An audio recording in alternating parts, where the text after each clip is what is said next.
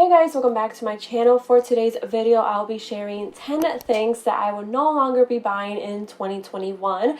Some of these things I haven't bought in a few years and I'm committing to not buying them in 2021. Quick disclaimer, I'm not a minimalist. I like buying things, but there are some things that I just find that I don't need or don't really add any value to my life, so why buy them? So the first item or items that I'm not buying in 2021 is basically cheap furniture. And I have made some mistakes in the past. I have wasted so much money by buying like cheap furniture from maybe like Amazon, mainly Amazon to be honest, and I have been so disappointed. Granted, some things have held up pretty well, like my desk, I got it from Amazon and it's in great condition, but other things like my nightstand tables, things that I literally use every single day are maybe not holding up in such a great shape, and I could have saved more money in the long run by just saving up and getting the more expensive piece that I wanted to begin with. And I know that buying expensive furniture can seem like a big chunk of money at first, but when you think about it, you're not really throwing your money away by buying something that's expensive, because it's something that you're going to have for years to come. You just have to make sure that it's something that you actually love. So even though it's going to be frustrating because you obviously want a furnished home, honestly just take your time and invest in really good pieces that are not going to break down on you. And by the same token, I'm not going to be buying any cheap candles. So hear me out before you cancel me. I love candles. So I'm not against buying candles, but I am against buying cheap candles like from Marshalls or Home Goods or even Bath and Body Works. I know that a lot of people love their candles. I actually stopped buying from Bath and Body Works about 2 years ago just because I learned that they weren't vegan and that they weren't cruelty free. So when I turned vegan, it really didn't align with my values to continue purchasing from that brand. And I have found that when I buy a cheap candle from like Home Goods, it acts up with my asthma on a whole another level. And I bought some in December, so this past month for Christmas, and although I loved the scent and I loved how they made my home smell, it really had an effect on my asthma, and I would be in the room where the candle was burning and I would find myself wheezing and feeling like I was short of breath. And I knew it was because of the candle, because the minute I turned it off and maybe went into another room, I was perfectly fine. I actually have the Volupsa Japanese Plum Bloom candle burning right now, and I love Volupsa candles. They are a little bit more pricey, but they are so worth it. If those candles don't affect your asthma and don't affect your breathing, then by all means, continue buying them, because again, some of them do smell quite bomb.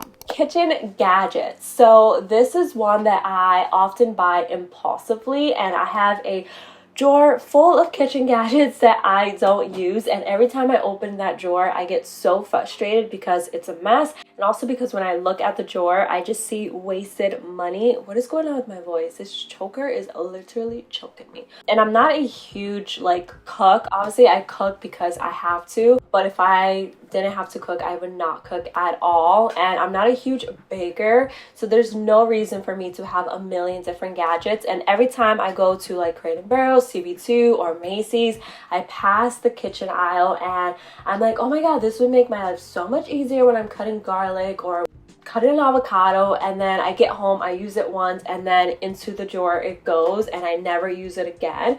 So in 2021, I'm walking away from the kitchen gadgets, home decor that I can't take with me for years to come.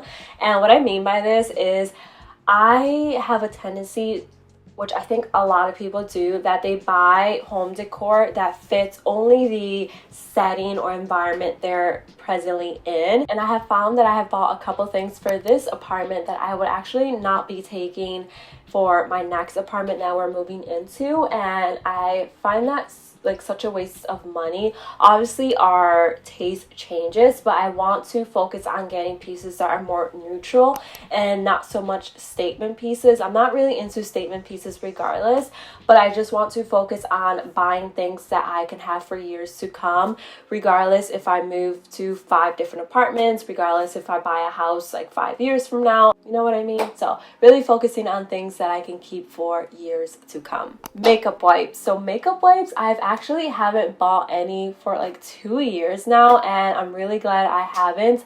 That was one of the things that was really hard for me to give up, and I'm not super eco-friendly. You guys should know this from my channel. I like buying things, but I do try to do my part where I can, and makeup wipes was something that I really didn't need. And not only that, makeup wipes can be super expensive, so do yourself a favor, do the earth a favor, do your wallet a favor. Don't buy makeup wipes. They're so unnecessary, and it takes a minute to get used to not using a makeup wipe, but once you haven't bought any for like a month or 2 months, it's so easy not to purchase them again. Beauty subscription boxes. So I actually only have one beauty box subscription, and I actually canceled it at the beginning of this year. If you didn't know, Pitivore is a vegan, cruelty-free, and mainly clean beauty brand, and they do have a beauty subscription box that is so 100% worth it if you are new to the vegan and cruelty-free world. But I've been vegan for 2 years now, and I have found things that already work for my skin, so there's honestly just no reason for me to continue collecting products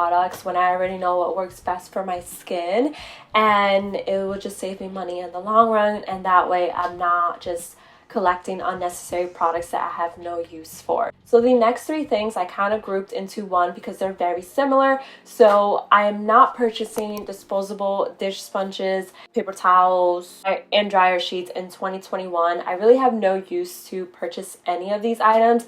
I switched over to reusable dish sponges last year. I got them from the small business called Marley Monsters. I think they are located in Portland, Oregon, or maybe Salem, I don't know, but they are a small business that focuses on eco-friendly swaps, and I have some reusable dish sponges that I bought from Marley Monsters, and they're great, and they clean my dishes quite well, and whenever I feel like they need a good washing, I throw them in the washer, throw them in the dryer, and they're perfectly fine. And I also save money in the long run because I don't have to keep buying the disposable ones. And the same thing applies to paper towels. I haven't really bought paper towels in like 2 or 3 years now, and I don't really miss them. I just buy a bunch of like little towels that I can pick up a spill or clean up quickly, and then just throw them in the washer when they need a good wash. And then dryer sheets, I haven't really bought them in a couple years either. I don't really feel like I need them, but they do have like dryer balls if you're interested in swapping out your dryer sheets for those. I have heard good things from them. I haven't really tried them out myself, but a lot of people love them, so definitely look into that. Try to make eco-friendly swaps where you can. You don't have to be 100% eco-friendly to make small changes. I think that's a huge misconception, that you have to be 100% eco-friendly or not at all. You can definitely have little swaps here and there in your life, whatever fits best with your lifestyle. And these are 3 things that were so easy for me to swap out, and I don't miss them at all. Excessive makeup, specifically eyeshadow palettes. So I love makeup, don't get me wrong, but I just don't feel the need to buy excessive makeup palettes or eyeshadow palettes. I'm a very neutral type of gal anyways. When I find a makeup look that works best for me, I wear that makeup look for like weeks and months until that eyeshadow palette runs out. I don't really like switching up my makeup look too much. I'm just sticking to my everyday makeup and buy makeup whenever I need to replace an item, not just because it's brand new or an influencer is promoting it or whatever the case may be. My wallet will thank me for that in 2021. Meat substitutes. So if you didn't know, I am a vegan, and there's only like 3 meat substitutes that I actually enjoy, and I don't really miss meat. After a while, you stop missing meat and you're kind of grossed out by it. So that's not really why I buy meat substitutes. Sometimes I like meat substitutes when I'm feeling really lazy to cook and I just want something quick, the only meat substitutes that I actually like are the Impossible Burger, and I only like the Impossible Burger from one restaurant here in Boston, which is Earl's in the Prudential Center. That's the only Impossible Burger I eat. I do like the Beyond Meat sausages from Whole Foods, and then Gardein has like buffalo vegan chicken patties that I really like when I'm feeling super lazy. Whenever I see a brand new meat substitute, like I have to try it, and I don't know why I feel that way, but I do, and I end up buying it, and they're kind of expensive. So when I buy it and I'm like, wait, I hate this. This is disgusting. Why would they put this out in the market? The rest of it just sits in my freezer because I hate throwing out food and I never eat it, and that's just money down the drain. So I'm just sticking to what I like, and I've honestly been enjoying eating a plant-based diet that's full of like nutrition, vitamins, protein, versus eating processed foods all the time. So I'm not buying any meat substitutes in 2021, only sticking to what I like and to what I know. Buying things only because they're on sale. So this one is a tough one, and it's probably going to be the hardest one that I do this year.